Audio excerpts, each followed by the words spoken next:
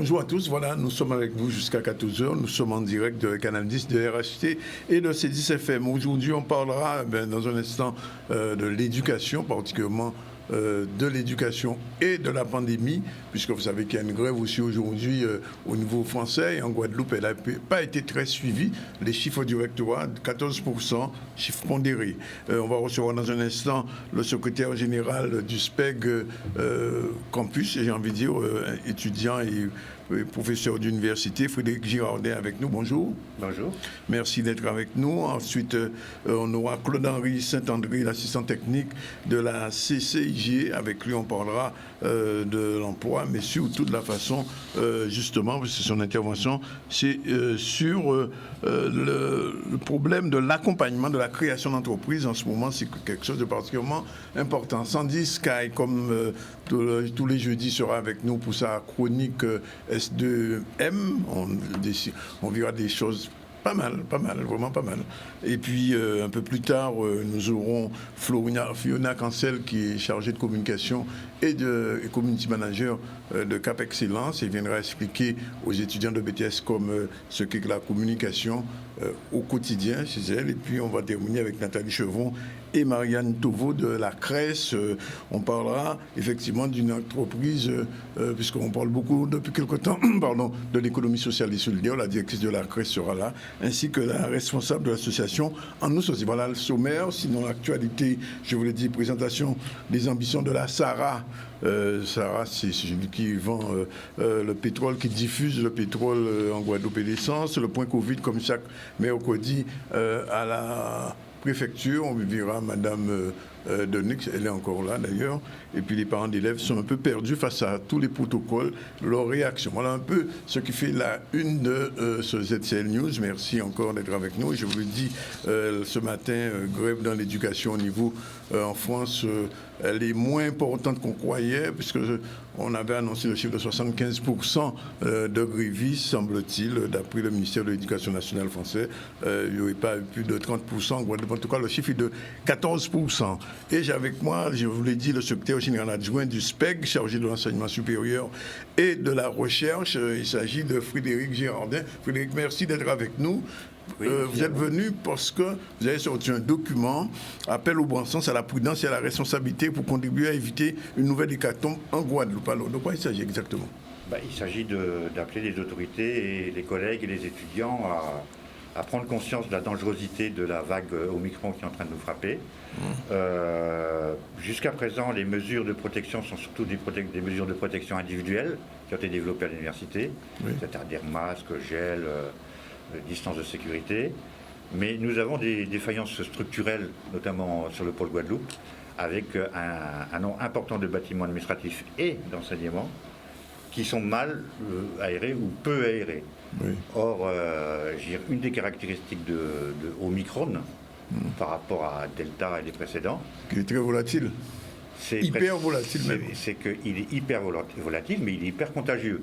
Oui. Donc, on sait, c'est pour ça que le ministère de la Santé et le gouvernement français a décidé, c'est pour ça que je porte un masque, c'est pour éviter, le cas échéant, quand je suis allé acheter ma baguette hier soir, je ne sais pas ce que j'ai pris, le cas échéant de te contaminer. Voilà, il est hyper contagieux et on sait depuis maintenant plus d'un an pourquoi le ministère a décidé de faire une obligation de porter le masque en situation de pandémie, notamment d'accélération des phases de transmission, parce que précisément ce virus a la particularité de se transmettre par aérosol. Oui. Donc, sur les particules, microparticules, qui flottent dans l'air et qui peuvent flotter dans l'air pendant des heures. Alors, ça posait déjà problème avec Delta et les précédents variants, mais avec Omicron qui est 20 fois plus contagieux que cela, si on laisse traîner des particules pendant des heures dans des espaces clos qui sont mal ventilés et mal aérés, une autre recommandation du ministère, c'est d'aérer. Sauf que chez nous, on a du mal à aérer parce que les systèmes de ventilation et d'aération sont centralisés et ils sont HS. Ils sont HS. Ils sont HS. Et donc on a des solutions de fortune avec des splits de secours, mais le split il brasse l'air intérieur. Il ne renouvelle pas l'air par de l'air extérieur frais.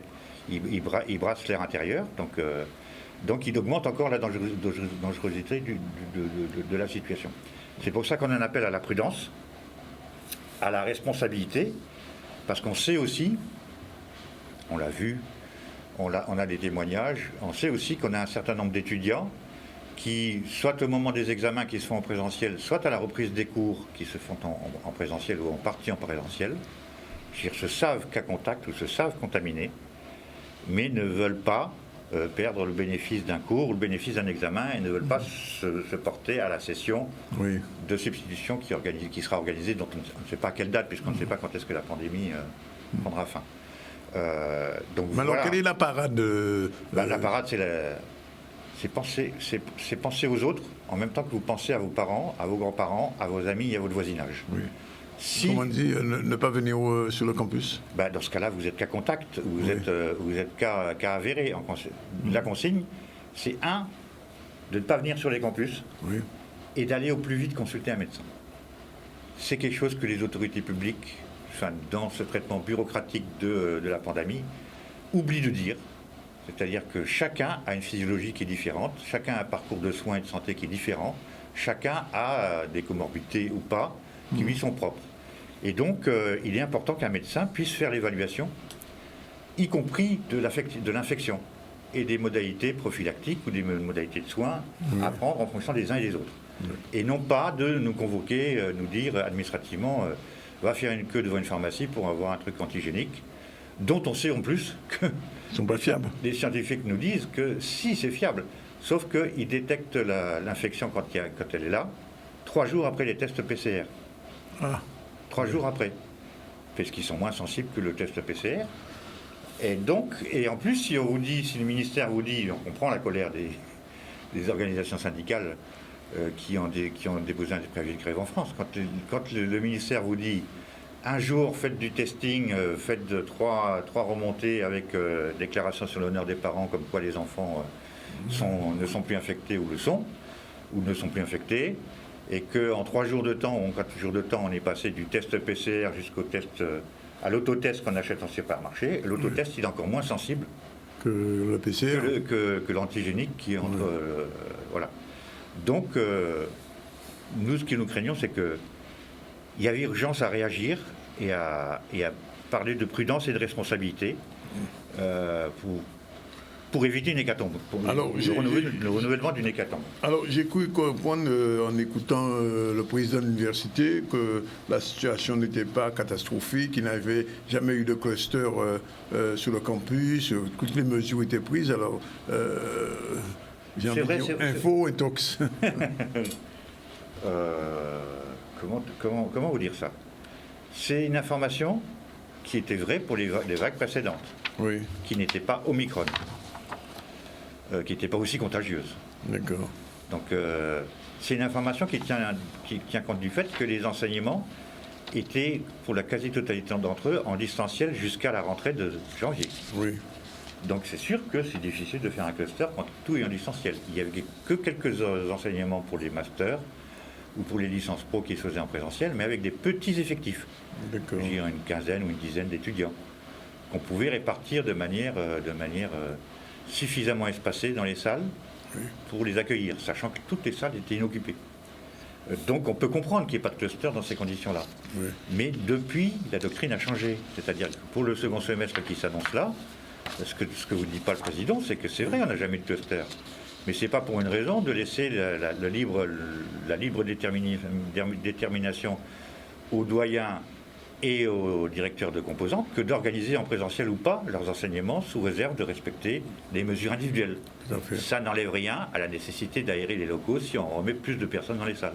Alors, c'est important quand même de le dire que l'Omicron, qu'on appelle, reste un virus quand même dangereux. Oui, c'est ce que... Parce qu'il y a eu deux communications là-dessus. Oui, il se propage facilement, mais il est moins dangereux que Delta, etc. Alors moi, moi qui m'intéresse à ces questions-là, puisque je suis scientifique de formation. Oui, bien sûr. En sciences humaines et sociales, d'accord. Mais j'ai participé au montage des protocoles, de la construction des protocoles en transfrontalier pour l'épidémie du H1N1 oui. entre toutes les frontières de l'Union européenne. Donc Donc c'est des questions qui m'intéressent depuis longtemps. Donc je lis la littérature scientifique et administrative sur la question. Il n'y a pas plus tard que hier, le directeur général de l'OMS a rappelé que Omicron était un virus dangereux. Oui. Ensuite, je comprends, le cerveau humain est fait de telle sorte qu'on a envie d'entendre des bonnes nouvelles ou d'y croire. Sauf que, alors il y a des constats. Je rappelle que Omicron est apparu il y a seulement 3 semaines ou 1 mois en Grande-Bretagne et en Afrique du Sud. Oui, en Afrique du Sud, mais 3 semaines il s'est propagé en Angleterre, en Grande-Bretagne, et au Danemark, et depuis la mi-décembre, on va dire ça comme ça. Et que nous sommes dans des pays, y compris la Grande-Bretagne. Oui. Nous sommes dans des pays où les taux de couverture vaccinale sont très élevés, de la population, entre 80 et 90%. Et deuxièmement, avec des systèmes de santé qui sont très costauds, y compris le système britannique, contrairement à ce qu'on peut penser. Il a un NHS, National Health Service, qui est un service public, qui est extrêmement dense en hôpitaux et en personnel. Et la moitié de la population de la Grande-Bretagne vit dans le Grand Londres. Donc il y a une forte concentration des équipements et de soins, notamment hospitaliers, qui permet de faire les transferts de services d'urgence à services de réanimation, beaucoup plus simple, beaucoup simplement qu'entre les métropoles régionales françaises, à part TGV ou hélicoptère ou avions A400M ou Transat anciennement. Voilà. Donc, sauf que nous sommes dans une situation où, le taux de couverture vaccinale est autour de 40% pour les 2 doses. Oui. Maintenant, il va falloir il faut une troisième, donc ça chute. Elle chute encore. Ça chute davantage. Donc on est en dessous de 40% de taux de vaccination. On sait que Omicron s'attaque aussi aux vaccinés. Oui. De manière moins importante, mais il en touche au moins 30%, d'après les premières données qu'on a, scientifiques. Et on est dans une situation où on a un désert médical de médecine de ville et de soins d'accompagnement et un équipement, c'est pour ça qu'on en construit un équipement du CHU qui est obsolète. Et sans compter qu'on a moins de soignants disponibles. Moins de soignants disponibles compte tenu de leur suspension, pour ceux qui refusent l'obligation vaccinale. On les soutient d'ailleurs, nous, parce qu'on est contre cette disposition-là. Mais moi, je regarde aussi, à situation comparable. Je regarde qu'est-ce qui se passe aux États-Unis, et notamment dans l'État de New York. Et les statistiques, elles sont claires. C'est-à-dire que Omicron a commencé à décoller comme nous en Guadeloupe. Ça a commencé par fois 2 tous les 2 jours, et ensuite on monte à des pics. Ils en sont au plus fort taux d'hospitalisation pour cause de Covid de toute l'histoire de la pandémie aux États-Unis, et ils sont 3 semaines après le début de la contamination, ils sont au pic du plus grand nombre de morts dans les hôpitaux. Oui. Et parce que les États-Unis, c'est quoi? C'est aussi un désert médical au sens que la médecine est privée, les hôpitaux sont privés, que beaucoup de la population n'a pas de mutuelle, beaucoup de personnes de la population n'ont pas de mutuelle pour se La sécurité sociale n'existe pas là-bas. Ça n'existe pas. Ouais. S'il n'y a pas de mutuelle d'une grosse entreprise, IBM ou autre. Et voilà. Et que donc, ils sont dans des situations avec des populations qui sont relativement dans la détresse, y compris financière et sociale, et qui ressemblent beaucoup à ce qu'on connaît nous en Guadeloupe. Mais pas pour les mêmes raisons. Oui, bien sûr. On a certains systèmes de santé publique, mais IDHS, c'est parce qu'on a un désert médical et qu'on a des équipements qui sont défectueux. Et on ne peut plus faire appel à la réserve médicale, puisqu'en France, ça dégouline de partout aussi. Oui. Voilà. Donc, c'est pour ça qu'on en appelle à la prudence. Oui. Prudence, mais la recommandation fondamentale pour vous, ce serait quoi? C'est dès qu'on se sent... Déjà au niveau du campus et puis peut-être au niveau... Dès qu'on se sent malade, de ne pas y aller. Et surtout pas de privilégier ce que moi j'appelle la préférence pour la liquidité pour les étudiants. On vient pour ne pas louper un cours parce qu'on n'a pas envie de le rattraper, ou on vient pour ne pas louper un examen parce qu'on n'a pas envie de passer une épreuve de substitution. Pensez à vos camarades qui risquent de l'attraper, qui vont le transmettre chez eux, à la maison, au repas du soir, etc., ou leur petite sœur, leur petit frère. Et ça va... Pour peu que... On sait que la moitié de la population a des difficultés cardiovasculaires, de diabète et d'autres maladies chroniques. Oui. Ça risque d'être de nouveau une hécatombe. Et donc, on appelle à la responsabilité, à la citoyenneté, notamment des plus jeunes, mais aussi des collègues. Et y compris des directeurs de composantes. C'est-à-dire, n'organisez pas trop vite des enseignements en présentiel, sans prendre des précautions, regardez si les salles sont bien aérées, etc., et privilégier, quand les salles sont bien aérées, plutôt des quarts de jauge que des demi-jauges. Ces conseils que vous donnez sont suivis en ce moment sur le campus? Pour le moment, je ne vois pas grand monde sur le campus de Fouillol, oui. Mais les quelques salles que je vois des étudiants qui ne portent même pas de masque et qui rigolent bien entre eux et qui ne respectent pas 1 mètre de distance. Ouais. Donc je dis non, elles ne sont pas bien suivies et c'est pour ça que je rajoute une couche. Sur le campus de Saint-Claude, je ne sais pas, mais on a des parents qui nous ont fait part de SMS ou de textos que s'envoient ou de WhatsApp que s'envoient des étudiants, je veux dire, qui sont fiers de déclarer qu'ils sont Covid et qu'ils iront quand même à l'examen ou qu'ils iront quand même au cours. Alors justement, de ce point de vue-là, les examens sont maintenus ou reportés ou ils ont été maintenus, décalés? Ils ont été maintenus jusqu'à présent. Ils sont maintenus. Alors la question se pose pour une grosse une composante qui a énormément d'étudiants, qui est la faculté de sciences juridiques et économiques. Oui. Qui, elle, a son 2e semestre qui commence et je crois qu'elle a encore des examens à faire passer. Donc, appel à la prudence. Oui. Et il ne s'agit pas non plus de... Là aussi, c'est une préférence pour la liquidité. D'avoir peur de remettre en cause un calendrier universitaire ou un timing. Non, la situation... Au regard de la vie. Là, il faut choisir entre l'examen ou la vie. L'examen ou la vie. Et voilà. On n'a pas suffisamment de recul pour savoir que ça fera des formes moins graves, surtout s'il y a plus de gens infectés, et donc statistiquement, même si proportionnellement il peut y en avoir moins, on risque de n'avoir malgré tout. Et puis un hôpital qui ne peut pas répondre à la demande. Et malgré tout, en valeur absolue, on risque d'en avoir plus, et un hôpital qui ne peut pas répondre. Voilà. Alors une question générale qui ne vous concerne pas directement, mais je la pose quand même, c'est le protocole des parents pour leurs enfants en bas âge. Protocole qui a changé il y a 2 jours, il y a une semaine c'était un protocole A, là on est dans le protocole B. J'ai l'impression que j'ai compris comprendre, il y aura un protocole C dans les jours qui viennent. C'est tellement incompréhensible que le Premier ministre a dit lui-même, on fait 3 autotests et puis faites une seule déclaration sur l'honneur. C'est tout juste, il disait, mais ne faites pas d'autotest, au bout de 7 jours, ils reviennent et puis faites une déclaration sur l'honneur. Parce qu'il n'y aura plus d'autotest dans les supermarchés, dans les pharmacies, de toute façon. D'autant plus que le ministre de la Santé lui-même, il est touché, il est positif ce matin. Oui, mais qui ne va pas être positif? La question, c'est comme ça qu'il faut la poser, compte tenu de cette forme de variant. Oui. C'est ça la question.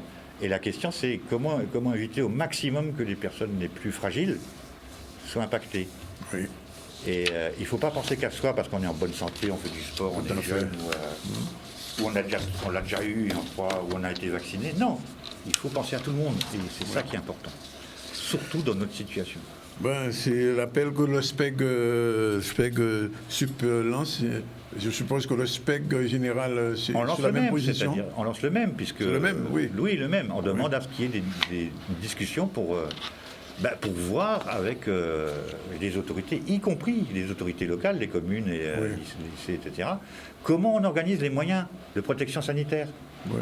On sait que beaucoup de communes sont exsangues, qu'elles n'ont pas les moyens, mais il faut qu'on trouve des moyens d'organisation, quitte à faire de la demi-jauge, quitte à faire un peu de présentiel, un peu de distanciel, mais dans des conditions de meilleure sécurité, tenant compte de la situation, et non pas en se calant sur la norme continentale, parisienne, européenne.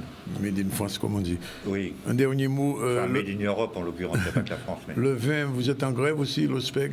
Nous sommes en train, pour parler avec nos partenaires de l'intersyndicale de l'éducation, et nous serons très probablement, on a eu des échanges lundi dernier, partie prenante d'un mouvement, d'une action.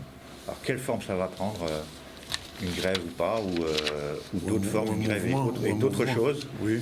Mais toujours est-il qu'il n'est pas possible, dans le contexte actuel, il n'est pas possible de laisser suspendre des infirmières et des psychologues de l'éducation nationale, alors qu'on en a le plus besoin précisément compte tenu de la pandémie. Tout à fait. Voilà.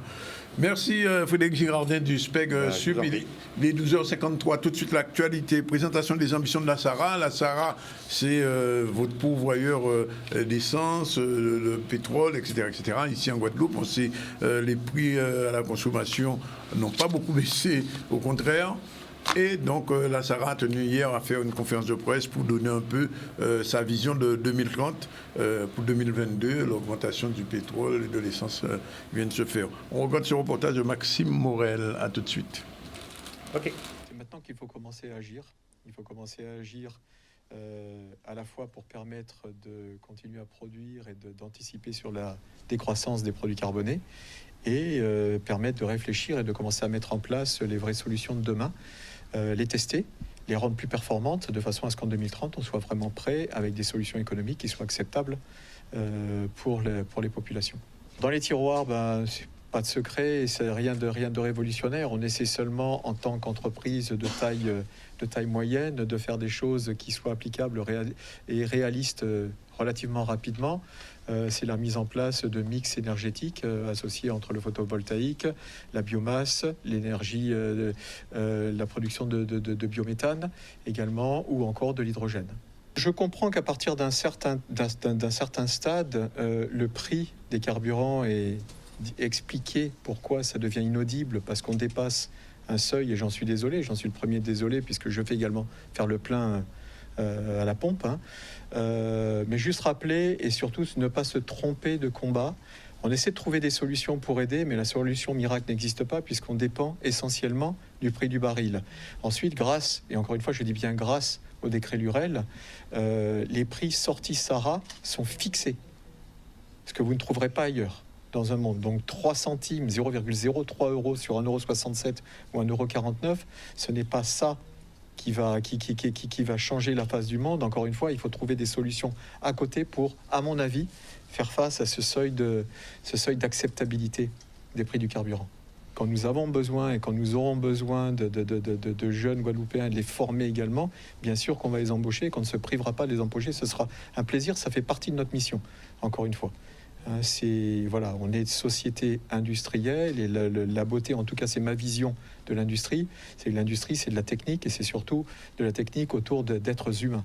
Donc si on a la possibilité de le faire parce qu'on a un besoin, oui on le fera, et c'est ce qu'on est en train de regarder dès aujourd'hui. Voilà, la SARA, dont sa projection de 2030, mais pour l'instant nous en 2022. Et sans cela, pas qu'à baisser tout le temps. 12h56. Première pause. On se retrouve tout à l'heure pour la suite, puisque nos prochains invités sont déjà là. On va recevoir Claude-Henri Saint-André, il est assistant technique au commerce à la CCIG. On a besoin de parler justement de l'accompagnement de ces entreprises, mais surtout de voir comment un créateur d'entreprise peut aujourd'hui fonctionner dans le cadre normal qui ne l'est pas justement, parce que la situation est particulièrement anxiogène en ce moment. Tout de suite après la pause. Voilà, il est exactement 13h04. Vous êtes de nouveau dans le ZCL News, comme tous les midis, du lundi au vendredi, je vous le rappelle. Et nous allons recevoir, après Frédéric Girardin, M. Claude-Henri Saint-André, c'est un habitué. Il est assistant technique au commerce à la CCJ. On a besoin de gens comme lui pour pouvoir aider les entreprises, justement, accompagner les entreprises en création. Avant de revenir vers lui, on va faire un petit point Covid, comme chaque mercredi, vous le savez maintenant. Il y a un virus qui circule, il est dangereux, aussi dangereux que le précédent. Les gens qui ne disent pas dangereux, pas écouter ça. Effectivement, il faut faire ce qu'il faut, prendre les mesures nécessaires. On vient d'en parler avec le représentant du SPEG. Et hier, 60 000 tests ont été faits en une semaine. 13 000 cas en Guadeloupe. On bat tous les records. Il y a 10 personnes en RIA. On regarde le reportage de Charlie Daguenia. C'est exponentiel. On avait multiplié par 3 d'une semaine sur l'autre, là maintenant par 4 le nombre de cas. Alors c'est sûr qu'on a fait beaucoup de tests, mais ça c'est très bien, parce qu'il vaut mieux savoir qu'on est positif, il faut être pragmatique. Mais en revanche, le taux de positivité, lui, il a quasiment doublé. Donc ça, c'est vraiment très significatif, ça ne dépend pas du nombre de tests. Donc oui, on est en plein cœur d'une explosion de cas de Omicron sur notre territoire. Concrètement, oui, je crois que maintenant, malheureusement, on a l'habitude, il faut toujours qu'on anticipe les choses. Donc avec cette 5e vague, il faut qu'on fasse comme avec les vagues précédentes. On met en place des mesures, on regarde leur application, les conséquences, on espère positives sur l'évolution de l'épidémie. Et puis on est toujours obligé d'anticiper les choses. Quand ça continue à monter, on anticipe des mesures supplémentaires. Et quand ça commencera à descendre, ce qu'on espère, on anticipe des mesures de relâchement. Vous dites que c'est bien que nous fassions des tests, mais on se dirige vers peut-être une pénurie de tests, d'autotests. On a fait 60 000 tests cette semaine. c'est énorme. On ne pensait jamais qu'on arriverait à un nombre de tests aussi important. Donc non, pour le moment, en tout cas, on essaie de faire en sorte qu'il n'y ait pas ce genre de problème-là. Donc il faut continuer à se faire tester. Oui, je suis inquiet parce qu'on n'a jamais connu une telle envolée du nombre de cas positifs. Multiplication par 4, alors ça ne veut pas dire grand-chose, mais quand on imagine que le nombre de cas cumulés de la semaine précédente, c'est 13 000 personnes positives. Et donc c'est énorme en termes de chiffres, c'est plus de 3 500 de taux d'incidence, avec un taux de positivité qui est au-dessus, qui était à 21%. Donc ça c'est inquiétant parce que ça veut dire qu'on a une masse très forte de gens qui sont contaminés, qui sont positifs, et donc on a aussi énormément de gens qui sont cas contact, et donc on a énormément de gens qui doivent faire attention. Si on respecte les règles, avec le variant Omicron, dont on voit qu'il a un comportement qui est différent de ce qu'on a connu jusque-là, peut-être qu'on peut passer cette vague et peut-être qu'on peut la faire diminuer sans avoir à aller jusqu'au bout des mesures que l'état d'urgence sanitaire nous permet de prendre, qui sont celles du confinement. La question se pose, est-ce que les autotests sont si fiables? Vous avez raison de dire qu'ils sont moins sensibles, on va dire, que les autres tests. En plus, ça dépend si on le fait bien ou pas, donc ça c'est important. C'est vrai, mais d'un autre côté, malgré tout, si on fait des tests à J0, J2, J5, en général, quand même, on finit par avoir un résultat assez fiable parce que c'est 3 fois, quoi. Donc, si vous voulez, ça remonte le taux de fiabilité. À la différence de la métropole, les tests sont gratuits ici en Guadeloupe et puis l'éducation nationale, vous le savez, met à disposition des autotests qui peuvent être utilisés aussi pour les enfants. Et donc ça ne marche pas pour le pass sanitaire, mais en revanche, c'est efficace pour vérifier, et notamment pour les enfants qui pourraient être contaminés. Alors, il faut préciser qu'aujourd'hui, il y a une grève dans l'éducation nationale en France qui est moyennement suivie, 35% selon les chiffres du ministère de l'Éducation. En Guadeloupe, cette grève a été suivie, semble-t-il, c'est le chiffre donné par le rectorat, à 14%. On aura l'occasion d'y revenir. Pour l'heure, nous allons parler d'entreprise. Nous avons le représentant de la CCI, l'administration de la CCI, et justement, monsieur, j'allais dire, le technicien, monsieur Saint-André. Est-ce qu'aujourd'hui, dans le contexte actuel, avant même d'entrer dans le cœur même du sujet, les entreprises se créent quand même? Oui, la création d'entreprises n'a pas cessé, oui. N'a pas cessé en dépit des circonstances que nous connaissons depuis 2 ans. Alors c'est la raison pour laquelle donc, vous êtes le conseiller et donc vous accompagnez. Alors quelles sont les actions que vous mettez en œuvre à la CCIG pour accompagner les créateurs d'entreprises en ce moment? Alors, la création d'entreprise, je dirais, c'est un des cœurs de métier de la CCI, de l'accompagnement à la création. Donc pour ça, nous nous appuyons sur un dispositif qui est inscrit dans un parcours de la création d'entreprise, qui a été défini par le réseau CCI dans le cadre de l'offre Solutio, ce qui est la marque commerciale aujourd'hui, je dirais, de la CCI en matière d'accompagnement des entreprises. Et pour ça, nous avons au sein donc, de ce parcours, nous avons 3 outils. Nous avons donc les webinaires des mercredis de la création d'entreprise. Nous avons les entretiens individuels. Les webinaires, c'est tous les mercredis? Non, c'est 2 mercredis par mois. J'y reviendrai. Oui. Voilà. Et nous avons également donc une formation qui s'appelait 5 jours pour entreprendre et qui vient de changer de nom cette année, qui va s'appeler donc création d'entreprise, identifier les points clés pour un projet réussi. Oui. Voilà. Donc ce sont ces 3 outils que nous utilisons dans le cadre de ce parcours pour accompagner les porteurs de projets. Alors juste une petite précision quand même, parce qu'on a assisté à des gens qui m'ont posé la question. Est-ce que vous accompagnez les gens qui font des micro-entreprises? Oui, tout à fait. Aussi? Tout à fait. La création d'entreprise commence, le minimum légal aujourd'hui pour entreprendre, c'est d'avoir un statut de micro-entrepreneur. Donc oui, les micro-entrepreneurs font partie de notre type de clientèle. Les micro-entrepreneurs, ils peuvent faire ça en ligne, je crois. Alors, les micro-entrepreneurs ont la possibilité effectivement de faire leur immatriculation en ligne. Oui. Alors, l'immatriculation, c'est une chose, se mettre en règle administrativement. Après, l'accompagnement à la création d'entreprise, l'accompagnement pour savoir bien gérer son entreprise ou autre, la CCI propose aussi des formations et notamment donc, la formation donc, création d'entreprise, identifier les points clés pour un projet réussi, répond à cet objectif donc, de cadrer les porteurs de projets sur le comment faire et le comment bien faire. Je vous pose encore une question qu'on m'a demandé de poser. est-ce que les micro-entrepreneurs sont soumis à l'impôt pour les entreprises ou alors est-ce qu'ils sont un moment épargnés pendant une période? Alors, les micro-entrepreneurs sont soumis à l'impôt. Oui. L'impôt sur le revenu, donc ils sont soumis à l'impôt sur le revenu. Ils payent en fait un pourcentage de leur chiffre d'affaires au titre de l'impôt de l'entreprise. Oui. Et en dehors de ça, lorsqu'ils sont aussi entrepreneurs, donc à plein temps micro-entrepreneurs, les cotisations sociales pour assurer leur couverture sociale en tant que chef d'entreprise, c'est également un pourcentage de ce chiffre d'affaires qu'ils payent à l'URSSAF. Il n'y a pas un décalage entre le moment où on crée et le moment où on paie ce genre de taxes? Lorsque l'on crée une entreprise en Guadeloupe, quel que soit son statut juridique, le créateur d'entreprise bénéficie d'une période d'exonération partielle de charges pendant 2 ans. Pendant 2 ans. Pendant 2 ans. Oui. Et à partir de la 3e année, il paye normalement l'intégralité de ses charges. Les charges qui sont dues dès le départ, généralement, c'est la contribution à la formation professionnelle et la cotisation pour la retraite complémentaire. Ce sont les 2 cotisations qu'il paye dès la première année d'activité. Et à partir de la 3e année d'activité, il paye toutes les autres, en plus des 2 que je viens de citer. Globalement, sans entrer dans les chiffres, vous avez le sentiment qu'en Guadeloupe, on crée davantage de SASU, de SARL ou de micro? Alors, il y a eu effectivement, nous avons observé un très très fort engouement pour la SASU, Société par Action Simplifiée Unipersonnelle. Oui. Alors, je dirais que c'est surtout parce que ce statut permet aux chefs d'entreprise d'avoir un statut d'assimilé salarié et d'être considéré comme salarié de son entreprise. Et surtout, il est tout seul.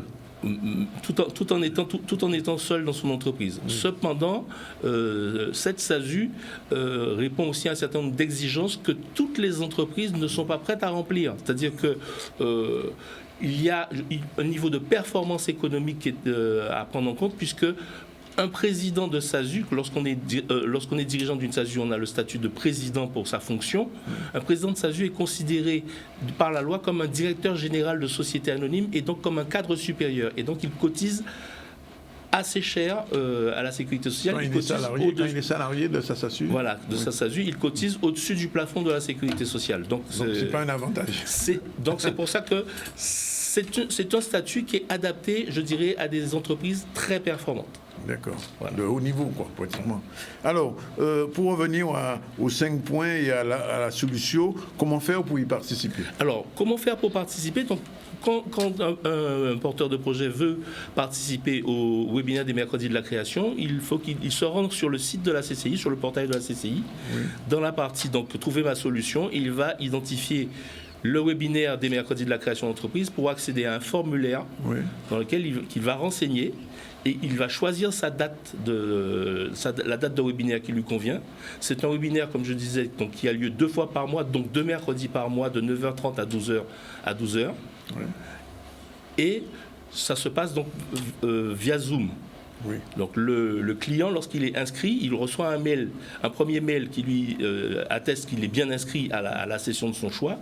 Et la veille, au plus tard, la veille de la session, il reçoit le lien de connexion pour lui permettre donc de se connecter à cette réunion au cours de laquelle il va pouvoir donc échanger avec l'intervenant CCI qui présente donc les différents dispositifs et les 7 étapes que nous avons identifiées d'un projet de création d'entreprise. Ce webinaire, il est payant, gratuit? Non, c'est un produit gratuit. Gratuit? C'est un produit gratuit. Simplement de s'inscrire, c'est ça? Voilà. À l'inverse, en revanche, plutôt, je dirais, le produit, donc, création d'entreprise, identifier les points clés pour un projet réussi, les 5 jours pour entreprendre, c'est un produit payant qui coûte 525 €, qui peut être financé soit par le biais du CPF, le compte personnel formation, soit par le biais d'une prise en charge via Pôle emploi pour des demandeurs d'emploi. Une dernière question, vous avez une idée du chiffre de gens qui participent à ce genre de dispositif? Alors, pour les différents, donc les 3 dispositifs dont je parle aujourd'hui, donc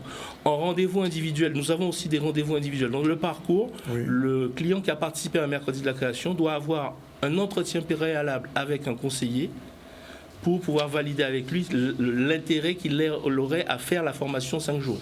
Et ensuite, cette formation 5 jours sera finalisé avec la direction de la formation continue initiale. Donc, quelques chiffres rapidement. Oui.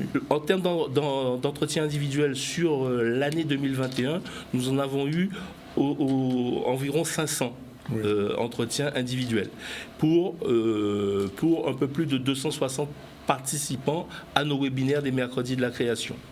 Et concernant la formation 5 jours, nous avons eu 7 sessions dans l'année qui ont regroupé une soixantaine de participants. C'est insuffisant ou c'est suffisant? Je dirais que j'inciterais davantage, nos clients à aller vers cette formation 5 jours. Je comprends que la problématique du coût puisse être un frein,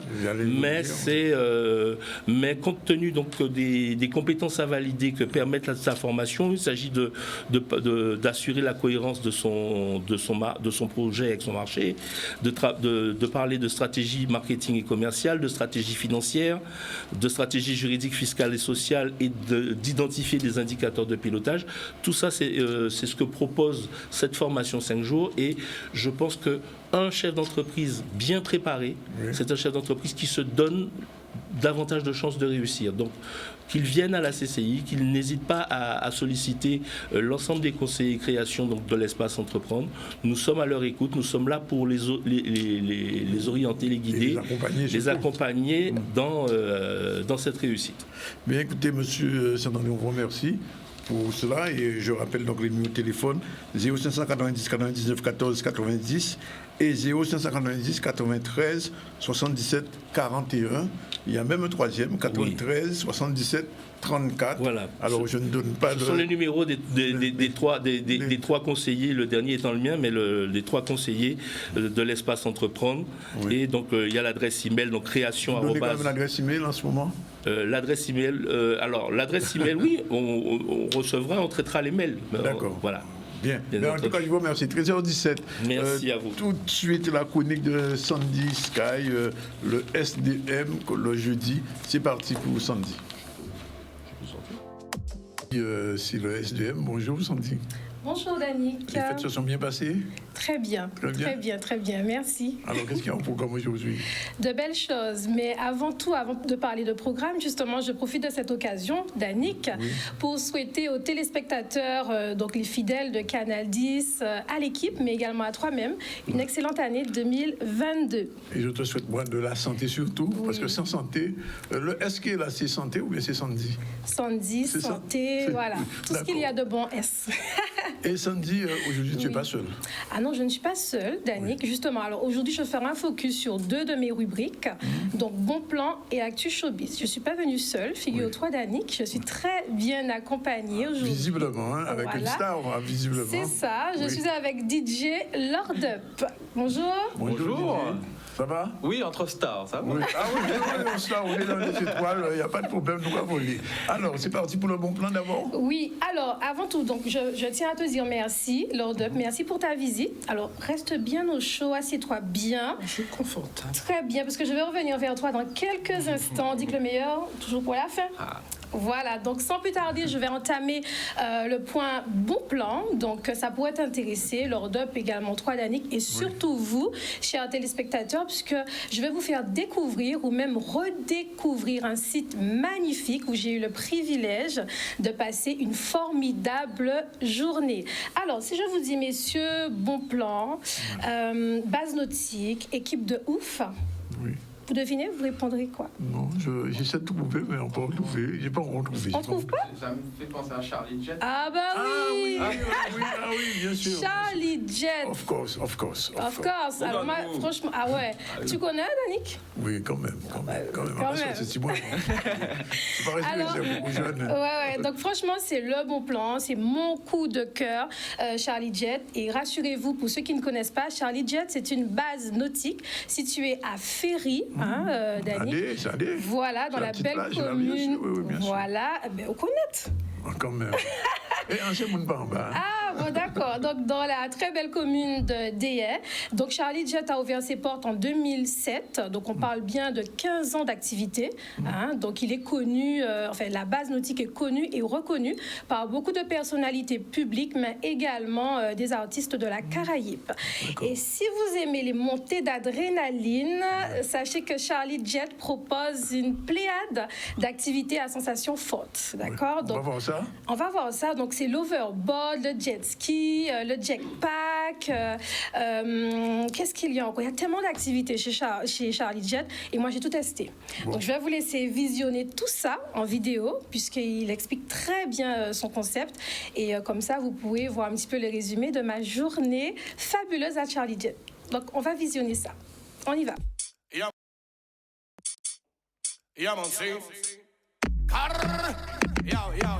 Charlie Jet, tout le monde a chaconné. Charlie Jet, tout le monde a chaconné. Travaille pas qu'à faire Charlie Pay. À ciel ouvert, ça me dans sa haine. Tout ça Charlie pas les bails, yo pas qu'à t'en emmène. Jalousie, yo pas qu'à rapporter yo en haine. Feignant toujours qu'à pleurer. Qu'est monté pas qu'à yo pour haine. Sur musique à peine. Bonjour à tous, c'est Sandy pour la rubrique S2M. Et je suis très contente car aujourd'hui je suis à Charlie Jet, à Ferry Déhay. Et je suis en très bonne compagnie puisque je suis avec le gérant Charlie. Bienvenue à toi et c'est vraiment un plaisir partagé. Oui, c'est un vrai plaisir d'être là et d'être bien accompagné. Alors, qu'est-ce que Charlie Jet? Alors Sandy, Charlie Jet est une base nautique qui tourne maintenant depuis environ 15 ans, où l'on propose des activités nautiques. Très bien. Alors Charlie, précise-moi les activités que tu proposes justement. Alors, les activités comme le scooter des mers, la bouée tractée qu'on voit un petit peu traditionnelle sur toutes les bases. Et on propose également des activités hydropropulsion, donc à sustentation hydropropulsée plus précisément, d'accord, qui sont des activités à sensation extrême où l'on vole au-dessus de l'eau. Pour te donner un petit exemple, on a le flyboard où on a des chausses au niveau des pieds et on vole un petit peu comme Iron Man, d'accord. Ensuite, on a l'overboard qui est une planche de surf où l'on peut surfer. Et avec l'impulsion, ça nous permet de voler un petit peu au-dessus de l'eau, comme le bouffon vert. Et la dernière activité qu'on propose, c'est le jetpack, où là, on a la propulsion au niveau du dos et qui nous permet de voler un petit peu comme Superman. Alors, je tiens juste à préciser que cette activité-là, on l'a prise également pour les personnes handicapées qui n'ont pas l'usage de leurs jambes. Pourquoi? Parce que c'est une sorte de siège, d'accord, où on est sanglé et qui permet justement aux personnes handicapées de profiter de nos activités nautiques, de nos activités à sensation extrême, mais sans pour cela que ce soit un handicap pour eux. Alors Charlie, est-ce que mon jet il est prêt? Parce que moi je suis prête là, je suis prête. Est-ce que tout est bon? Super Sandy, ben vraiment tu es à la bonne adresse et ton jet est déjà prêt, on t'attendait. Donc quand tu es prête, let's go. Chris.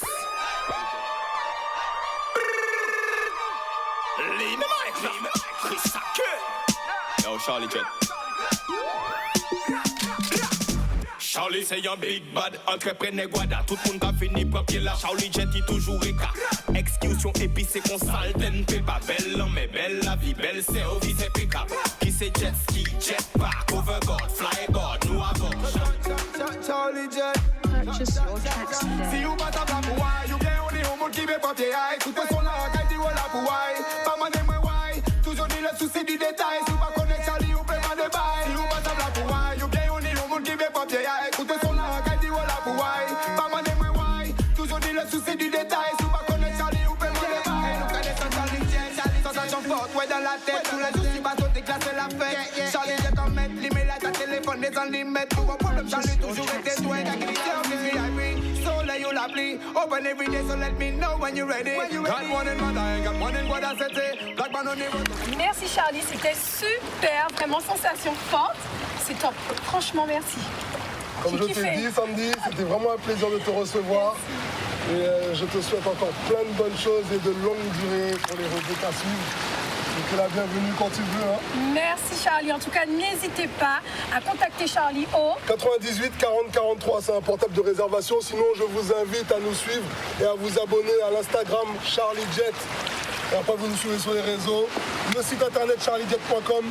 Vous avez toutes les infos. N'hésitez pas à surfer sur tout ça et venir nous voir pour surfer après sur l'eau. Merci, c'était Sandy de la chronique S2M. Tu veux naviguer librement à dans l'environnement. Charlie Jet. Charlie Jet présent depuis 10 ans. En cas de son là fréquemment. Sous le soleil du firmament. Qui rouge, jaune, vert ou blanc, yo ça va accueillir tout le monde royalement. Wadadadadadé. Madini nana toisil. Overboard, flyboard, jetpack. Scooter des mers. Charlie Jet, number one dans l'outre-mer.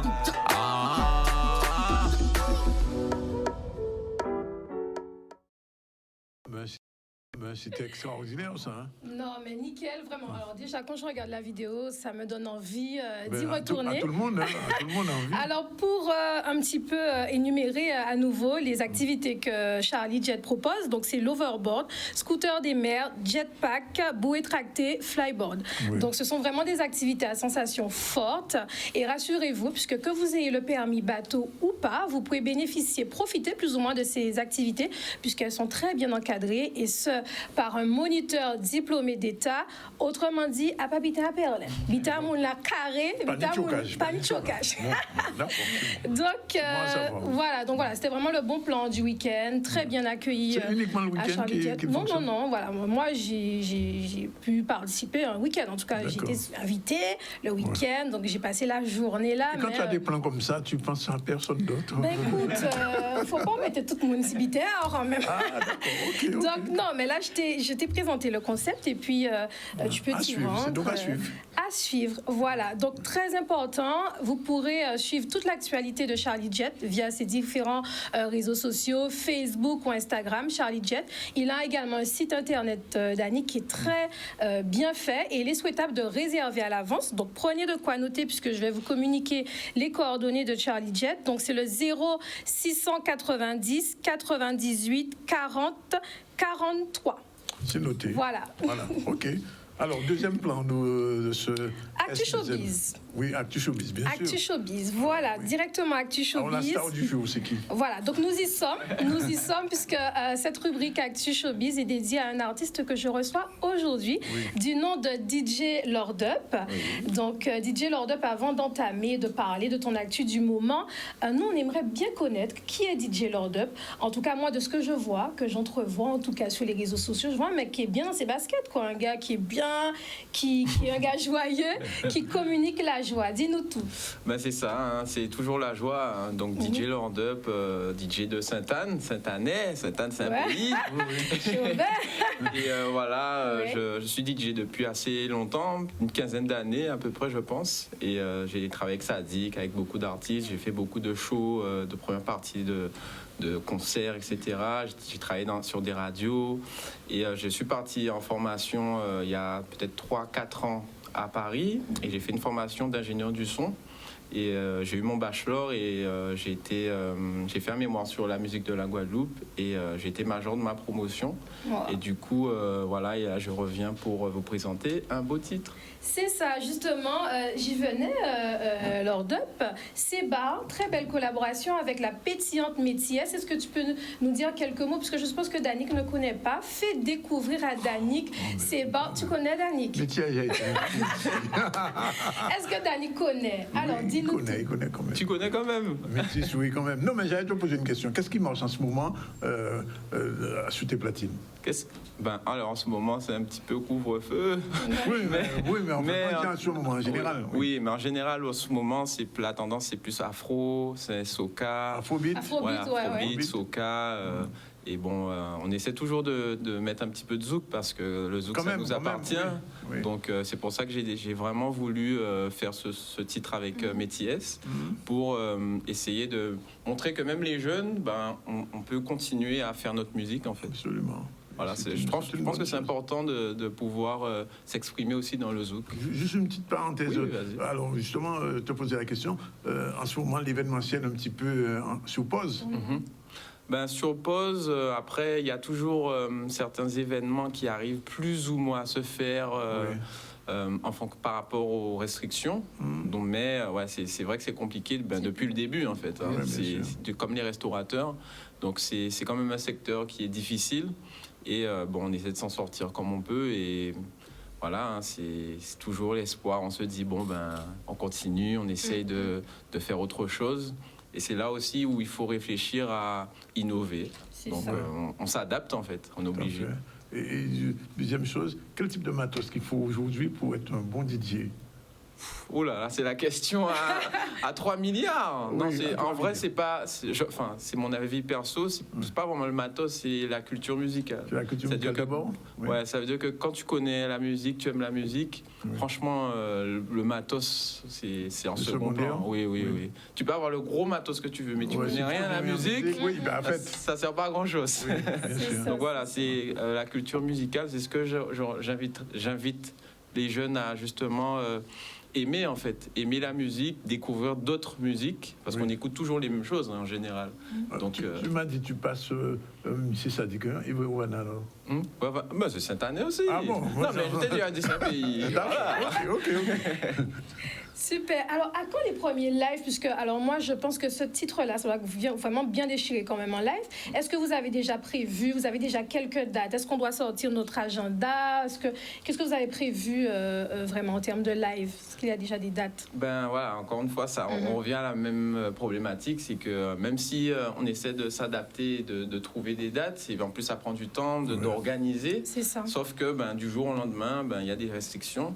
Donc aujourd'hui, je peux pas te dire que à tel moment on va faire du live, mais en tout cas c'est notre souhait de pouvoir exprimer cette musique-là qui est belle et qui a une consonance live aussi, parce que justement je fais un big up aux musiciens qui ont participé, Claudie Durizo, Stevie Land, etc. Parce que j'ai vraiment voulu faire un titre qui sonne live, avec une vraie batterie, avec des vrais instruments, qui fait que finalement, je pense que même dans 5 ans, le titre sera toujours à jour. Et ça signifie aussi qu'un DJ, que quelquefois, il faut qu'il mette un peu de savoir aussi dans le truc. Hein. Ah ben oui, bien sûr. Justement, Lord Up, est-ce que tu chantes aussi? Ah mon Dieu. Ah non, tu chantes. Lord Up, tu chantes. Il y a quelqu'un qui rigole sur le plateau. Parce que bon, je me suis dit que j'allais te poser quand même la question. Je peux chanter aux couleurs de la lune pour toi. Nous on veut c'est pas le titre du moment pour nous faire découvrir. Est-ce que tu peux nous faire quelques notes? Attention, hein. Bon, baissez le volume. Hein. Il va pas pleuvoir, non? Non, t'inquiète pas. S'il pleut, c'est pas moi. D'accord. Moi, c'est vous qui faites pour moi. Tout ça, moi, ni en chez moi, c'est pas. Moi, pas s'en foutre. Non, bon Dieu, pas dit ça. Tout ça, moi, ni en chez moi. C'est pas... Super. Alors parlons du clip. Oui. Alors moi, j'ai pu constater une chose, c'est que ce soit Métis ou toi-même, vous apparaissez de façon furtive dans le clip et je pense que c'est un choix délibéré. Est-ce que tu peux nous en dire plus? Oui, c'est un choix. En fait, on a déjà voulu sortir on voulait faire original, en fait. Et c'est sûr que quand on regarde pas l'artiste dans un clip, ça veut dire que forcément, on regarde autre chose. Et là, on voulait raconter une histoire. Et on voulait que vraiment les gens qui regardent le clip soient vraiment... ils se focalisent sur les personnages, sur l'histoire. Et du coup, on a décidé d'apparaître vraiment sur la fin. Et voilà, on a vraiment voulu... dans l'originalité, faire autre chose. Donc, prendre un risque. Après, le risque... soit il est payant, soit c'est au contraire, on va dire ouais, comme c'est fait là. Mais finalement, je crois pas quand même. Non, avec Métis, quand même, elle connaît son job et avec un DJ qui connaît son job, donc ça peut être. Et le clip est très bien fait en plus, de très belles images. Ouais. Et puis j'ai cru comprendre que plusieurs des prises ont été réalisées. C'est chez toi ou en tout cas dans ton cadre. Oui. Enfin, je suis quand même. Hein. Attention, je suis connectée. Donc voilà. Non, mais c'est très bien. Et est-ce que tu as prévu d'autres collaborations, des prochaines collaborations avec Métis ou éventuellement d'autres artistes? Oui, après, de toute façon, je travaille souvent avec des artistes. Donc, je pense que tout se saura en temps et en heure. Peut-être même avec Sandy.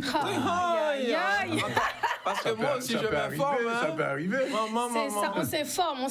Ça va vite. Quand elle m'a entendu chanter, elle s'est dit, ouais.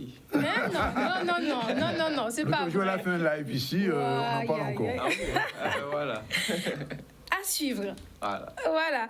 En tout cas, merci Lord Up. Vraiment, c'était un focus très intéressant. En tout cas, pour ceux qui ne connaissaient pas DJ Lord Up, je pense que vous avez été ravis de le connaître. Je vous invite d'ailleurs à écouter son titre, Seba, en collaboration avec Métis. Très, très belle composition. Vous pouvez également le suivre sur ses différents réseaux sociaux, Lord Up. Donc, c'est DJ Lord Up, Insta, Facebook. N'hésitez pas. En tout cas, moi, pour revenir un petit peu sur un petit briefing sur les points que nous avons abordés aujourd'hui, je vous rappelle que le bon plan était parlé en tout cas de Charlie Jet. Donc, n'hésitez pas à le suivre sur ses différents réseaux sociaux, Facebook, Instagram, son site internet également. Je vous rappelle le numéro, donc c'est le 06 90 98 40 43. Il est basé à Ferry-Déhay. Et l'actu du jour avec l'actu showbiz, c'était avec DJ Lord Up qu'on recevait sur le plateau.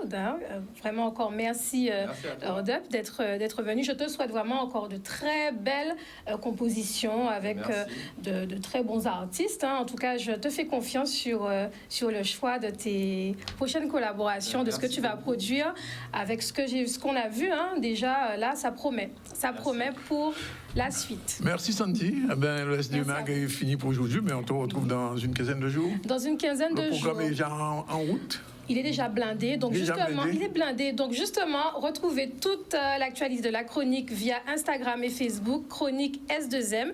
Je vous donne rendez-vous le 27, Danick, le jeudi 27. Pour le 27. Ciao, bye bye. Bye bye. Si elle continue, on va passer à autre chose.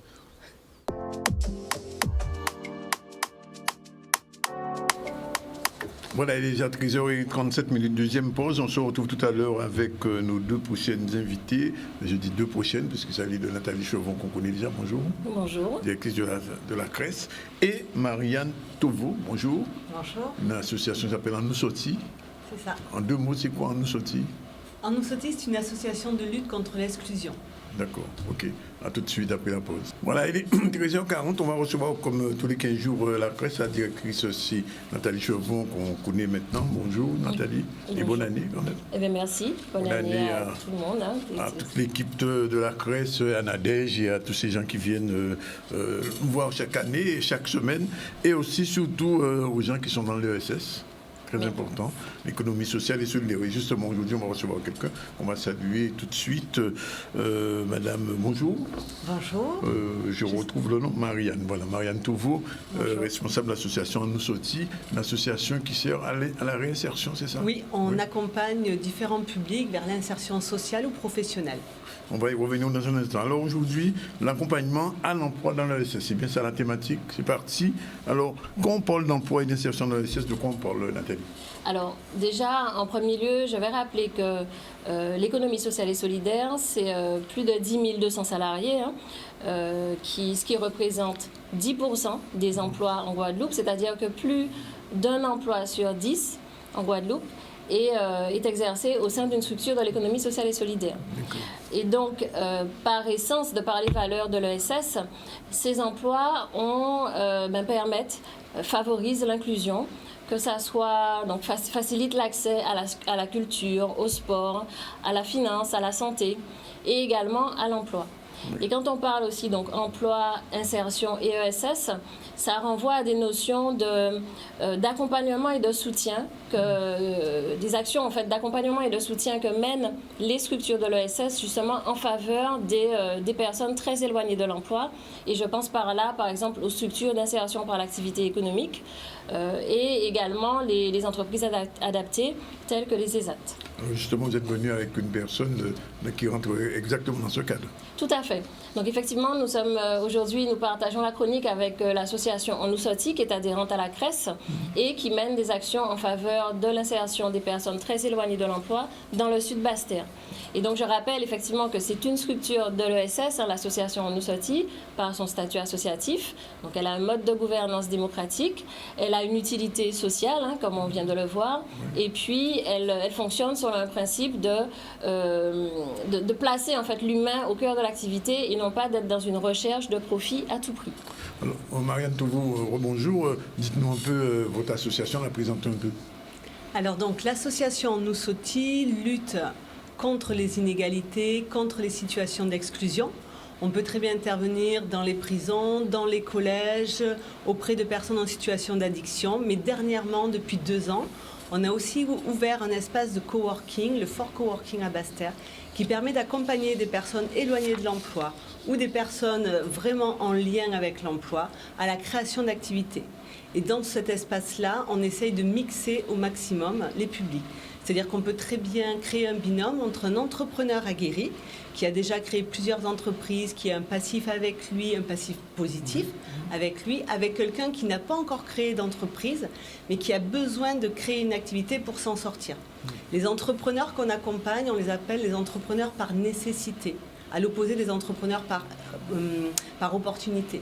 Les entrepreneurs par nécessité, c'est ceux qui ne trouvent pas de travail, qui n'ont pas de situation professionnelle stable, qui ont besoin de se créer eux-mêmes leur emploi pour s'en sortir. C'est là que nous, on intervient avec beaucoup d'acteurs et notamment la CRES, qui vient en appui aussi sur les différentes actions qu'on propose. Alors, juste une précision, pour les séances de coworking, il faut s'inscrire à l'avance, comment ça se passe? Alors, moi, je vous invite à venir directement au Fort Coworking de Basse-Terre. On va vous accueillir autour d'une collation, on va vous expliquer les 10 modules qu'on propose dans l'accompagnement, que ce soit dans l'informatique, que ce soit dans la création d'activités, que ce soit sur la connaissance des outils numériques, on peut vous prêter des ordinateurs. La plupart de nos actions sont gratuites. On en a quelques-unes qui sont payantes, mais pour la plupart des publics en difficulté économique, ça va toujours être gratuit. Si vous ne pouvez pas venir à l'espace coworking... Alors c'est le lieu, il faudrait peut-être préciser le lieu. À Basse-Terre, oui. À côté de la préfecture de Basse-Terre, entre le Fort d'Algresse et la préfecture de Basse-Terre. Dans le virage. Dans le virage, il y a une station-service Cap-Orléans. Il y a un parking juste après cette station-service. Vous montez sur le parking, vous vous garez. Et derrière le parking, il y a l'espace du Fort Coworking. C'est un peu comme la caverne d'Ali Baba. On a du mal à la trouver, mais une fois qu'on a passé la porte, il y a plein de trésors. Et je crois que vous avez quelque chose ce soir?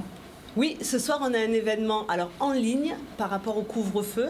On propose en ligne une conférence sur l'environnement, car aussi on propose dans nos séances de la connaissance pour développer des projets auxquels on n'aurait pas pensé naturellement. La Guadeloupe a besoin de faire des pas en avant sur l'environnement. Ça fait partie aussi des missions de l'ESS et on propose une thématique liée à l'environnement qui est l'anti-gaspillage alimentaire. Il y a peut-être des actions professionnelles à créer là-dedans.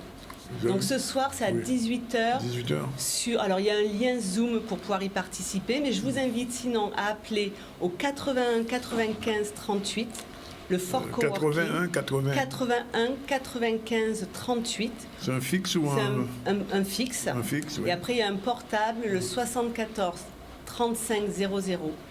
Là, on vous donnera tous les renseignements et notamment pour la soirée de ce soir. Mais il y a des séances informatiques tous les 15 jours pour les personnes qui ne savent pas utiliser un ordinateur. On peut même leur prêter, qu'elles l'utilisent chez elles. On a été financé par le FSE, par la DITS, par le conseil départemental, par la DGSCS. Donc on a beaucoup d'actions vraiment gratuites qui sont là pour les personnes. Vous avez d'autres actions dans les jours qui viennent?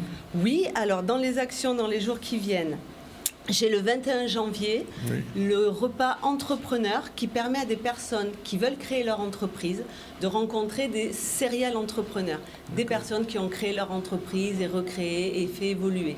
Ensemble, autour d'un repas ou d'une visioconférence, on verra ce que nous permet de faire la situation sanitaire. Là aussi, il faut s'inscrire. Là, il faut s'inscrire. Oui. On a des remises à niveau. On a aussi, si vous recherchez un emploi, que vous voulez travailler sur votre employabilité, le 18 janvier, il y a un accompagnement RH pour mieux savoir vous positionner. Le 28 janvier, on a une soirée innovation technologique qui vous présente toutes les innovations technologiques qu'il y a dans le monde ou sur le territoire, comment les utiliser pour devenir justement plus performants. En réalité virtuelle, on aura le masque? Ça pourrait être ça, mais là non, à cause du Covid, on ne peut pas mettre des masques. Mais la thématique du 28 janvier, c'est pas la réalité virtuelle, je crois pas. C'est la dernière fois. C'est la soirée innovation. Alors, Nathalie, une dernière question. Le prochain rendez-vous de l'ESS? Eh bien, c'est toute l'année pour la CRES, effectivement. Donc là, on est en train de finaliser en fait la planification de toutes nos opérations. Hein. Donc, je rappelle que ce sont des missions qui sont possibles grâce au soutien de l'État, de la région, du département et aussi du Fonds social européen. Donc là, sur l'année, on aura encore de nouveau la semaine de l'ESS à l'école, le mois de l'ESS, le prix de l'ESS. Et puis, on continue, bien sûr, l'accompagnement des porteurs et des porteuses de projets qui souhaitent créer des structures de l'ESS. Et puis bien sûr, donc, notre mission d'observatoire, puisque les chiffres que j'ai cités en début de chronique viennent de ce travail de collecte d'informations de l'observatoire. Donc voilà, donc un programme riche, et j'invite vraiment tout un chacun à consulter notre site internet, et puis également pour les anciens webinaires en fait qui ont eu sur les fondations, les épiceries sociales, etc., de ne pas hésiter à aller sur la chaîne YouTube. On peut remettre l'adresse de l'ESS, oui. Voilà, sur la chaîne YouTube de la CRES. La situation Covid a des inconvénients, mais elle offre aussi cet avantage qu'on ait enregistré toutes les actions qu'on a menées l'année dernière. Elles sont encore visibles? Pardon? Elles sont encore visibles. Tout à fait. Et donc, il est possible de les revisionner comme si on y était. Alors aujourd'hui, Nathalie, on a reçu une association qui pratique l'ESS en Oussouti, mais est-ce que si une autre association est intéressée, qu'est-ce qu'elle peut faire? Alors, elle prend contact avec la CRES, donc soit en nous appelant au 05 90 47 34 32, vous avez les coordonnées à l'écran, tout à fait. Ou sinon sur notre site internet, donc le www.cres, donc CRESS-du6 île-de-Guadeloupe.fr. Vous avez un formulaire contact et vous nous écrivez en nous faisant part de votre demande. Et nos chargés de mission les recontactent. Voilà, on remercie. Un dernier mot, Marianne. Oui, j'aimerais poursuivre en disant quelque chose de très positif, malgré la situation sanitaire et sociale qui peut peser quelquefois sur les évolutions professionnelles. On a 8 jeunes entrepreneurs qui se sont fait immatriculer dernièrement. Oui. Donc ça nous fait très plaisir parce que malgré la situation, ils se disent on va y arriver, on a un outil à apporter au territoire. Oui. Donc j'avais envie de les nommer un petit peu et de les féliciter. On a Arawak Cove qui va faire donc du covering, entretien de bateaux et de bâtiments. On a Evolutive Training au niveau de l'accompagnement sportif. On a Momo Show Univers pour la création de bijoux. Ghostwriter pour l'écriture de la biographie. On a Isabelle Déco, on a IH Formation, on a Faïda Esthétique et encore un dernier. Donc, et il y en aura d'autres, je suis sûr. Pardon, et il y en aura d'autres. On n'est qu'à mi-parcours du programme, on en aura d'autres. Et ça, c'est financé par le FSE ou par la DITS. Bien. Mais écoutez, toutes les deux, on vous remercie. Je suis sûr qu'il y a des jeunes qui regardent en ce moment, qui seront intéressés, qui prendront contact avec le SS ou avec En Oussouti. J'aime bien le nom, En Oussouti. Merci. En Oussouti de l'exclusion. Voilà, il est 13h51. Tout de suite, on part avec Fiona Cancel. Fiona Cancel, c'est la chargée de communication de Cap Excellence, Community Manager. On l'a rencontrée et elle nous explique son métier pour les étudiants de BTS de communication du lycée Gervais-Villiers avec qui nous avons un partenariat. C'est parti.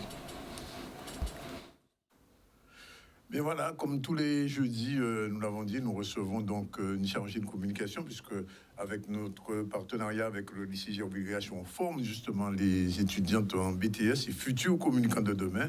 Nous avons souhaité, on l'a dit la semaine dernière avec notre premier invité, de recevoir chaque semaine, chaque jeudi, une communicante. Alors aujourd'hui, nous avons la chance de recevoir une communicante de Cap Excellence. Elle s'appelle Fiona Cancel. Bonjour. Bonjour.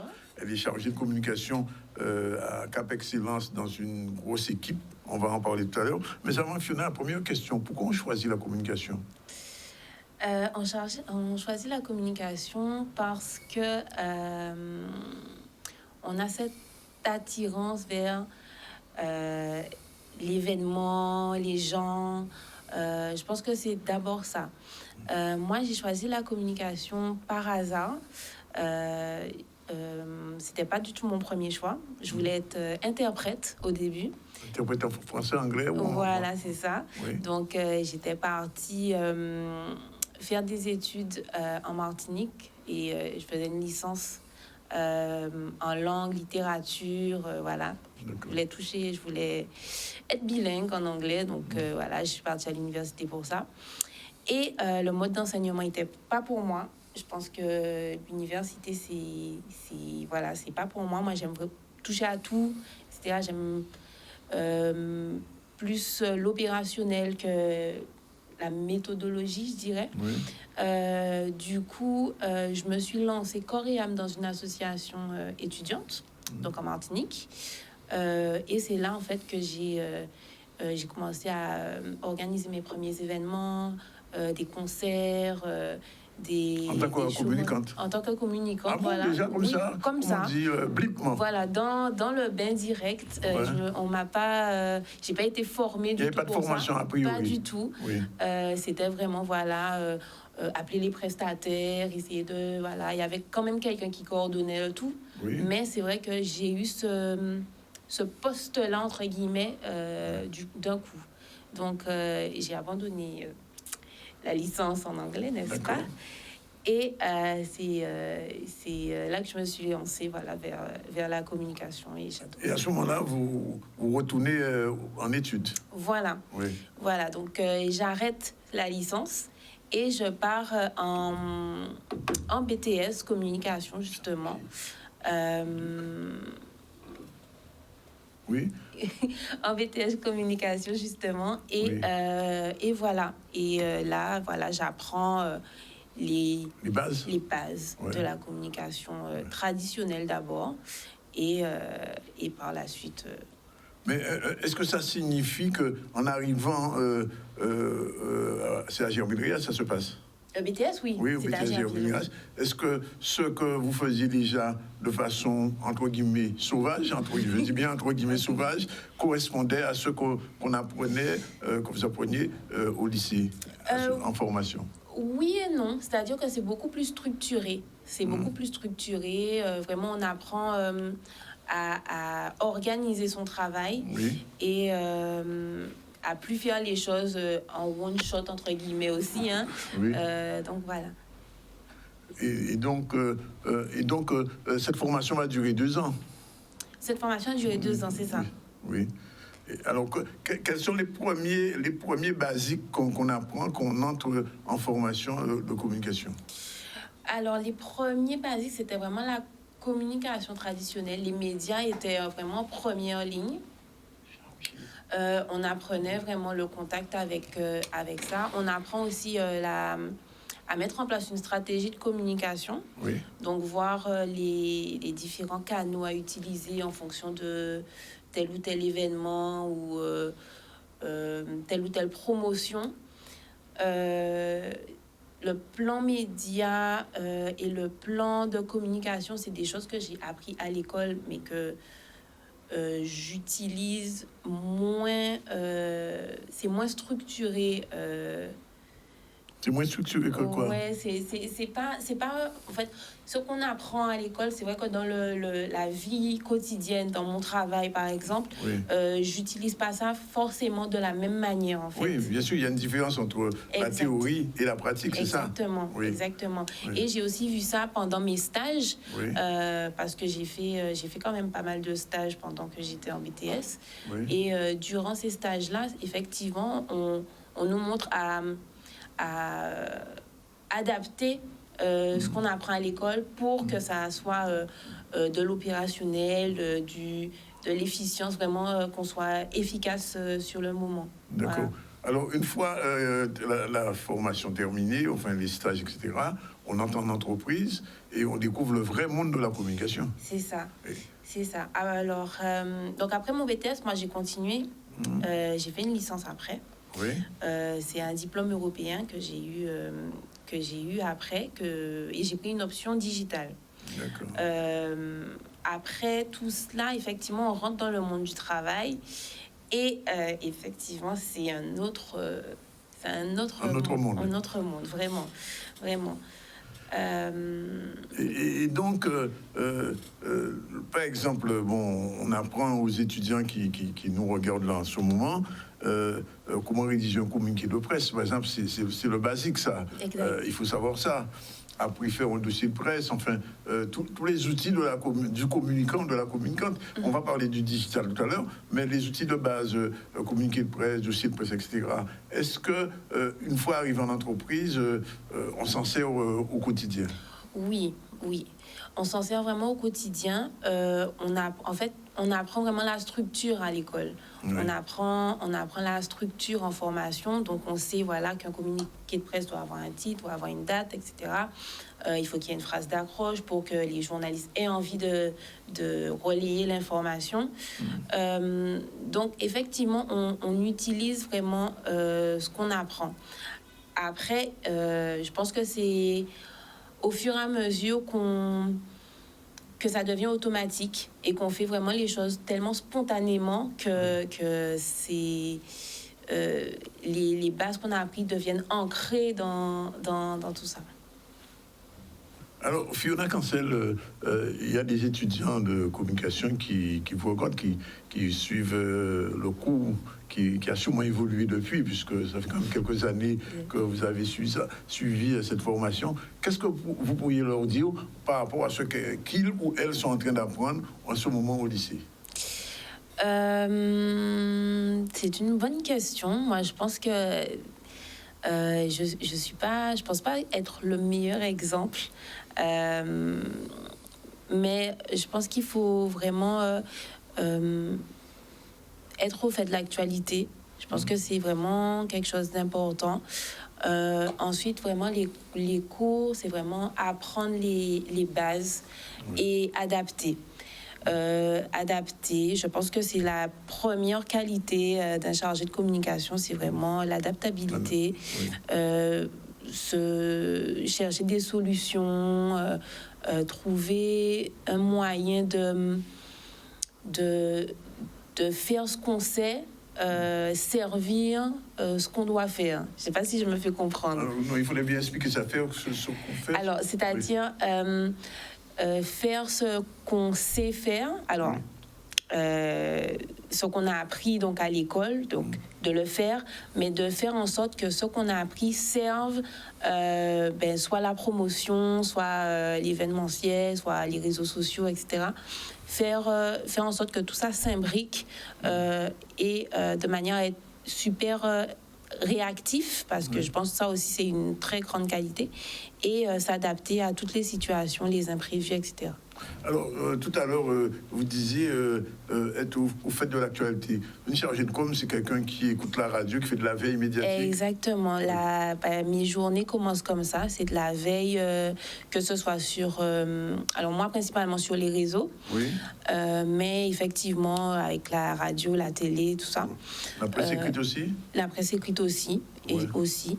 Au fait de tout cela, moi, effectivement, mes journées commencent en faisant de la veille par rapport aux autres communautés d'agglo, par rapport aux mentions de Cap Excellence sur les différents supports, que ce soit Cap Excellence, que ce soit le président, que ce soit les élus, entre autres. Ça prend beaucoup de temps? Ça me prend une bonne heure et demie, 2 heures pour absorber. Voilà, pour absorber. Donc, c'est-à-dire que je m'assieds et c'est la première chose que je fais pendant 1 heure et demie à peu près.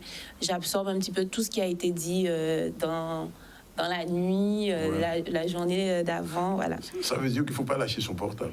Non. Alors, moi, je suis H24 avec mon téléphone. Oui. Quel que soit, non, j'ai mon téléphone toute la journée, j'ai un chargeur externe toute la journée, voilà. Donc, faut pas être en panne de téléphone. Pas du tout, c'est impossible de mon côté en tout cas. Alors, on va parler de l'aspect community manager, mais avant, en parlant des réseaux sociaux, il y a beaucoup de fake news aussi. Exactement, il y a beaucoup de fake news, il y a beaucoup d'informations à diluer, j'ai envie de dire, parce qu'il y a peut-être des choses qui ont été prises dans un contexte qui a été utilisé, voilà, autrement, une parole, etc. Donc, effectivement, il faut vraiment être au fait, savoir, voilà, qu'est-ce qui a été dit pour justement avoir ce droit de réponse, un communiqué pour expliquer, voilà. Il faut vraiment être super réactif, parce que je pense que si on garde une fake news, comme on dit, trop longtemps, les gens, voilà, ça va rentrer dans l'esprit collectif. Voilà. Exactement. Et on sera, voilà, ça fera mauvaise pub et c'est vraiment pas ce qu'on cherche. Alors, sur les réseaux sociaux, je pose la question comme ça pour savoir, vous êtes abonné à combien de groupes à peu près? De groupe... le groupe d'information, le groupe WhatsApp ou Telegram. WhatsApp plutôt. Alors, je pense que j'ai au moins une quarantaine de groupes où je peux relayer de l'information. D'accord. Une quarantaine ça fait quand même pas mal. Hein? Oui, ça fait beaucoup. C'est du lourd, ça. Hein? Alors, qu'est-ce qui est dans les réseaux sociaux, en tant que community manager, quel est l'outil le plus performant aujourd'hui entre Twitter, WhatsApp, Telegram, ou Facebook, ou Insta? Ça dépend. En fait, on n'utilise pas le réseau... ça dépend de l'information qu'on veut véhiculer. C'est pas le même réseau pour différentes informations. C'est-à-dire que si, par exemple, je m'adresse aux professionnels, c'est par exemple un webinaire pour des professionnels pour expliquer voilà, que CAPEX a mis en place des aides. Je vais plutôt utiliser un mailing, je vais utiliser... WhatsApp avec mes contacts professionnels. Je vais utiliser LinkedIn. Je vais utiliser Twitter parce que c'est vraiment des réseaux qui seront plus adaptés à ce type de cible. Oui. Pour des informations plus légères, entre guillemets, voilà, des événements grand public, etc. Donc ce sera plus le site internet, plus Facebook, qui est vraiment notre média social le plus suivi. Pour véhiculer l'image du territoire, montrer que voilà que au-delà des événements etc qu'on met en place, le territoire mérite d'être visité. Je vais plus utiliser Instagram pour tout ce qui est qualité d'image etc. Donc en fait ça dépend vraiment de ce qu'on veut promouvoir. D'accord. Ça dépend vraiment de ce qu'on veut promouvoir et ça dépend de la cible également qu'on veut atteindre. Qu'on veut atteindre. Et donc, quand on est abonné à 40 groupes, on a un Facebook à gérer, un Twitter à gérer, un LinkedIn à gérer. Les journées peuvent passer comment? Mes journées, alors elles se passent, c'est chargé. Oui. C'est chargé. J'ai en fait un outil qui me permet de publier sur différents médias sur une seule plateforme. Donc c'est vrai que ça m'aide énormément au quotidien. Ça évite de courir à droite à gauche. Exactement. Oui. Ça prend énormément de temps, mais je pense que c'est un temps nécessaire pour bien véhiculer une information. Donc mes journées sont chargées, effectivement. Après, ça dépend aussi de notre actualité, des informations et tout.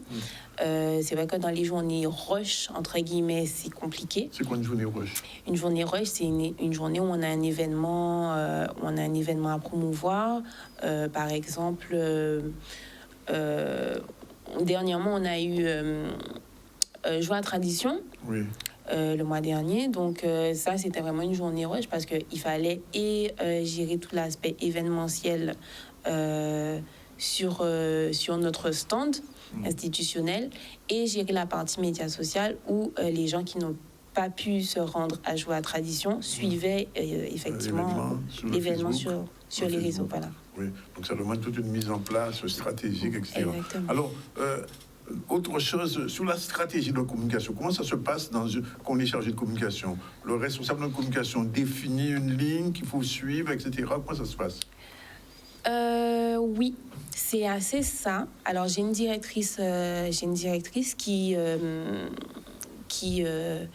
nous fait part donc des différentes stratégies, lignes directrices exclusivement qu'on doit mettre en place. Et nous, derrière, donc il y a le chef du service communication, le chef du service création graphique et moi. Nous mettons en place chacun dans nos différentes branches, je dirais. Il y a des briefs le matin, quelquefois? Alors, tous les lundis matins, on a des réunions hebdomadaires. Donc, tous les lundis matins, on a ce qu'on a à faire pour la semaine. La semaine. En gros. Des fois, c'est un petit peu plus espacé, c'est-à-dire que c'est peut-être pas que la semaine, c'est peut-être ce qu'on doit faire pour le mois, voilà. Mais effectivement, tous les lundis matins, on a un point communication où on sait exactement voilà, les dossiers qu'on a à gérer, les urgences, les moins urgents. Voilà. Avant-dernière question, et ça c'est relatif même au boulot. Bon, on s'organise en community manager, mais quand vous étiez au BTS Communication, community manager, le métier existait déjà vraiment à cette époque-là?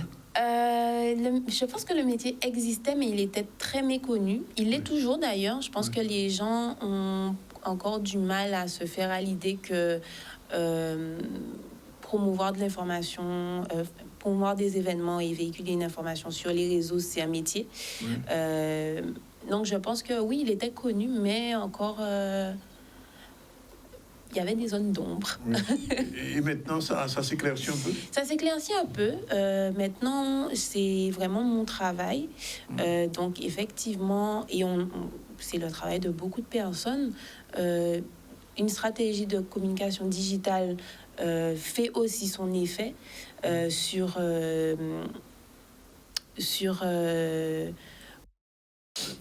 il y a une réactivité, c'est ça, entre les messages qu'on fait passer et les cibles. Voilà, en fait, on néglige un petit peu les réseaux sociaux, sauf que c'est l'avenir. Oui. C'est l'avenir. Ah, c'est l'avenir? Ouais, c'est aussi important que la presse écrite et audiovisuelle et compagnie? Je pense que oui. C'est-à-dire que quand c'est bien utilisé, quand c'est pas vraiment... voilà, quelqu'un a mis une information, quand c'est vraiment utilisé, quand il y a vraiment une stratégie qui est mise derrière, quand on voit aussi les retombées qui sont mises en place, que ça génère, tout à fait. Je pense que c'est un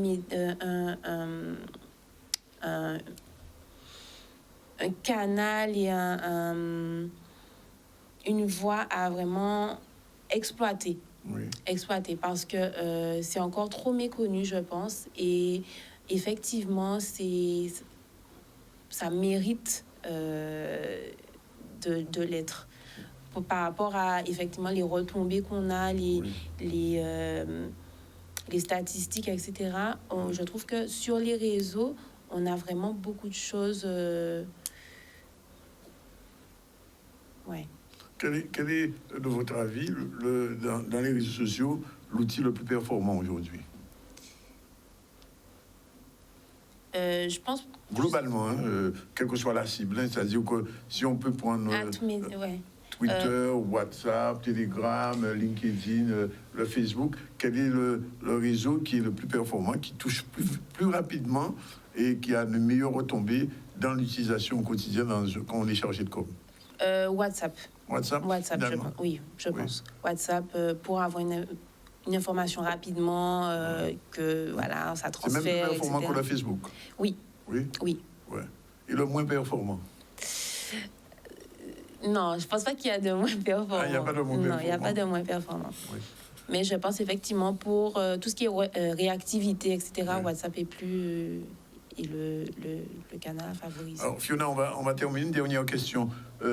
Par rapport aux étudiants qui vous regardent ou des jeunes qui voudraient entrer dans ce métier, quels conseils leur donnez-vous?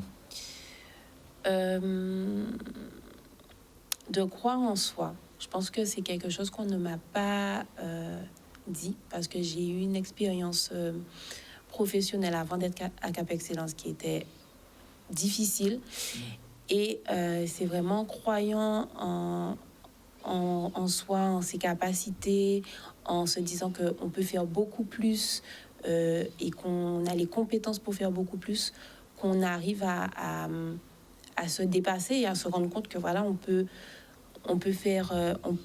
être performant, on peut être efficace et je pense que ça fait partie des qualités que tout le monde devrait avoir. Pour une chargée de com et pour une community manager? Oui, ben c'est ça, quoi en soi, et être réactif et s'adapter. Oui, et rester connecté. surtout. Merci en tout cas, Fiona Cancel, chargée de communication à Cap Excellence, d'être venue nous expliquer ça. J'espère que les étudiants et étudiantes qui nous regardent vont en tirer profit. Semaine prochaine, nous aurons une autre chargée de com, mais celle-ci dans une autre collectivité. Je crois que c'est une mairie. À la semaine prochaine. Voilà, c'est fini. Très rapidement, on a reçu en début de ZCL Frédéric Girardin, qui est secrétaire général adjoint du SPEC, chargé de l'enseignement supérieur, et qui a conseillé aux étudiants de ne pas venir actuellement au campus si vous êtes malade, si vous avez des symptômes du Covid. Après, on a reçu M. Claude-Henri Saint-André, assistant technique de commerce à la CCIG, qui nous a expliqué comment justement s'organiser quand on crée une entreprise. Et il nous a parlé particulièrement des SASU aussi, et aussi des micro-entrepreneurs. Et puis avec Sandy et Sky, on a fait un petit tour de bons plans avec un DJ et avec Charlie à ADR. Fiona Cancel vient de terminer avec nous sur la communication à Cap Excellence en tant que community manager, et puis avec Nathalie Chevon, directrice de la CRES, et Marianne Touveau, directrice de l'association En Nous Sorti. On a fait un point sur l'économie sociale et solidaire. Bien sûr, on a parlé de la SARA dans l'information, du point Covid d'hier et du nombre de personnes qui ont été testés, 60 000 tests en une semaine, 13 000 cas, ça a explosé, mais la situation reste quand même pour le moins contrôlable, puisque le préfet n'a pas voulu changer pour l'instant le dispositif du couvre-feu. Les parents d'élèves sont perdus par rapport au protocole, et c'est la raison pour laquelle il y a une grève dans l'enseignement ici. On se retrouve demain à partir de 12h30. La réalisation a été assurée par Yann. Oui, on a un petit peu mangé un petit peu sur le timing. La prochaine fois, nous allons parler moins. Voilà, à demain, 12h30. Merci d'être avec nous.